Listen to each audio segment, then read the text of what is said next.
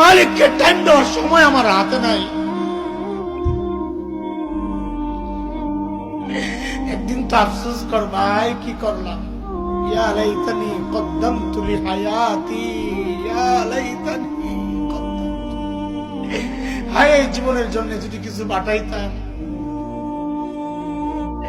এই দেখ আমার দিকে তাকা, আমি তো এখন আফসোস করি, আরে যৌবনের 32টা বছর শেষ করলাম, আরে কি করলাম। প্রতিদিন যদি একবার করে সুবহানাল্লাহ পড়তাম তো আমল নামায় কতগুলো সুবহানাল্লাহ জমা হইত। আরে 2 রাকাত করে নফল নামাজ যদি পড়তাম তো আমল নামায় কতগুলো নফল নামাজ জমা হইত।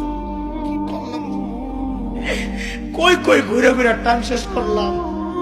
এখন তো আফসোস লাগে যখন আয়নায় দেখি দাড়ি ভাইকা সাদা হয়ে গেছে, যখন দেখে চুল সাদা হয়ে গেছে, বুঝি আরে টাইম তো শেষ, টাইম তো শেষ। ডাক্তার এসে বলবে যে কোনো মুহূর্তে, আই কি করলাম। আরে ভাই আমার, মালিককে টাইম দাও, মালিককে টাইম দাও, ফালতু সময় খাইও না, নষ্ট করো না।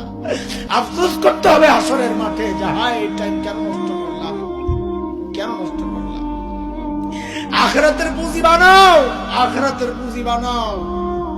পুঁজি তো বানাইছি, কিন্তু ওই ঘাটতির মধ্যে ওই আমল নামায় শুধু গুনার গুনাহ, গুনাহ।